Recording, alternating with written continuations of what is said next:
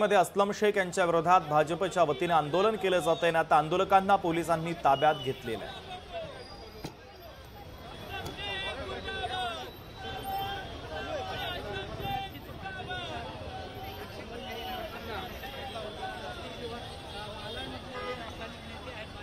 तर असलम शेख यांच्या विरोधामध्ये जोरदार घोषणाबाजी या ठिकाणी केली जाते। असलम शेख यांचा पुतळा देखील या ठिकाणी जाळण्यात आलेला आहे आणि त्यानंतर हे सगळे भाजप युवा मोर्चाचे कार्यकर्ते आक्रमक झाल्याचं आपल्याला दिसतंय। पोलिसांनी आंदोलकांना रोखण्याचा प्रयत्न केला, अडवण्याचा प्रयत्न केला, मात्र आंदोलक हे सगळे कार्यकर्ते काही ऐकत नव्हते। पोलिसांनी त्यांच्याशी संवाद सुद्धा साधला आणि त्यानंतर या आंदोलकांना ताब्यात घेण्याचा निर्णय पोलिसांनी घेतलेला आहे।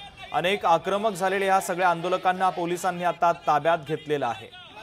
तर भाजपच्या वतीने असलम शेख यांच्या विरोधामध्ये आक्रमकपणे हे आंदोलन केलं जात आहे। मोठ्या संख्येने हे सगळे भाजपचे कार्यकर्ते, पदाधिकारी, युवा मोर्चाचे पदाधिकारी आणि कार्यकर्ते सोबतच महिला सुद्धा या आंदोलनामध्ये सहभागी झालेल्या आहेत आणि असलम शेख यांच्या विरोधातला रोष या ठिकाणी व्यक्त केला जातोय।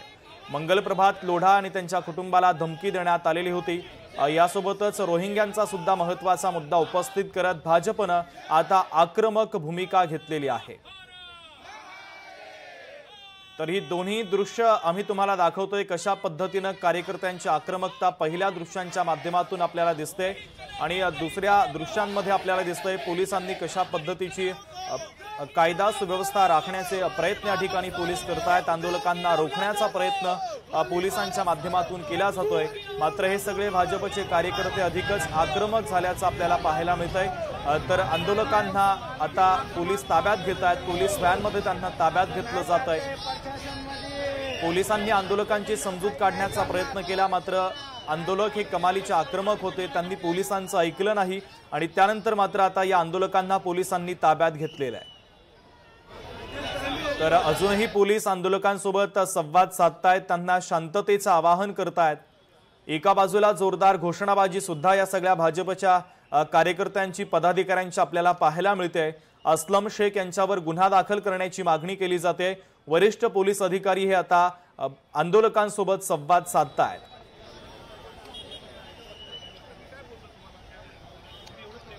तर या संपूर्ण परिसराला सध्या छावणीचं स्वरूप आलेलं आहे, कारण आक्रमक झालेले आंदोलक रोखण्याचं मोठं आव्हान आता पोलिसांसमोर आहे।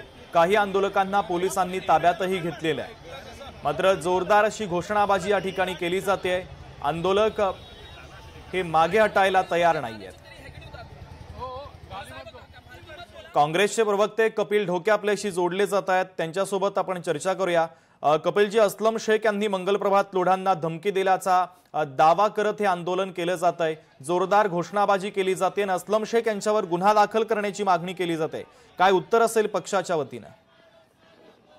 मुळात असलम शेख यांनी मंगलप्रभात लोढा यांना धमकी दिली का असा दावा करणे आणि प्रत्यक्ष धमकी देणे यात मोठा फरक आहे। सध्या मुंबई महानगरपालिकेच्या निवडणुकांमध्ये भारतीय जनता पार्टीची पिछेहाट होताना दिसते आहे, म्हणून मुंबईतल्या असलम शेख यांना कुठल्या तरी मार्गाने बदनाम करण्याचं हे बीजेपीचं षडयंत्र आहे। आमच्या कायद्यावर पूर्ण विश्वास आहे। आंदोलकांनी कितीही वेगळ्या पद्धतीने आंदोलन केलं तरी जर त्यांनी खरंच धमकी दिली असेल तर गुन्हा दाखल झाला पाहिजे, पण आंदोलक विनाकारण जर धमकी दिल्याचा कांगावा करत, दावा करत आंदोलन करत असतील तर पोलिसांनी सुद्धा या आंदोलनावर ते करू नये। आणि असलम शेख हे चांगल्या पद्धतीचे चांगलं एक व्यक्तिमत्व आहे, ते मंगलप्रभात लोढांसारख्या ज्येष्ठ नेत्याला धमकी देण्याची चूक करू शकत नाहीत असा माझा विश्वास आहे। कपिलजी, मात्र महत्वाचा मुद्दा आहे की महाडच्या मालवणी परिसरामध्ये रोहिंग्यांना आश्रय दिला जातोय आणि असलम शेख आश्रय देत असल्याचा गंभीर आरोपही केला जातोय। मुळात महाराष्ट्र हा सुसंस्कृत आहे। अलीकडच्या काळात जर आपण पाहिलं असेल तर ते किरीट सोमय्या असो किंवा भाजपचे इतर लोक असो, ते रोहिंगे असतील, NRI असेल, CA असेल, अशा पद्धतीचे जनतेला दिशाभूल करणारे मुद्दे काढून सातत्यानं संभ्रम निर्माण करत असतात आणि त्या विरोधात जर आमचे आमदार असलम शेख, माजी मंत्री आहेत काँग्रेस पक्षाचे, यांनी जर आवाज उठवला असेल तर विनाकारण त्यांना बदनाम करण्याचं षडयंत्र भाजपनं बंद करावं। कपिलजी, पुढच्या काही दिवसांमध्ये महानगरपालिकेच्या निवडणुका सुद्धा आहे आणि त्यासाठी कुठेतरी वातावरण निर्मिती किंवा डॅमेज कंट्रोलचा हा सगळा प्रयत्न असं तुम्हाला वाटतं? 100% मी सुरुवातीला तेच सांगितलं की महानगरपालिकेच्या निवडणुकांमध्ये काँग्रेसला डॅमेज कंट्रोल करण्यासाठी असलम शेख यांच्या विरोधात भाजप वातावरण निर्मिती करत आहे। कपिलजी, दृश्य आपण पाहतोय, आक्रमक झालेले हे सगळे भाजपचे कार्यकर्ते मोठ्या संख्येनं जमलेले आहेत, घोषणाबाजी केली जाते। भाजपच्या या आंदोलनाला आता काँग्रेसच्या माध्यमातून कसं प्रत्युत्तर असेल? 100% आमचा विश्वास आहे कायद्यावरती। अस्लम शेख यांच्यावरती सुद्धा आमचा विश्वास आहे की त्यांनी कुठल्याही प्रकारची धमकी दिलेली नाही। त्यांना बदनाम करण्यासाठी हा आकांड तांडव आहे, जनता जे लक्षात घेईल। ठीक आहे कपिलजी, अत्यंत महत्त्वाची प्रतिक्रिया तुमची आंदोलनाच्या संदर्भातली पोहोचलेली आहे। तुम्ही लोकशाही मराठी सोबत संवाद साधला त्याबद्दल धन्यवाद। लोकशाही मराठी ऐका, पहा, जागरूक रहा।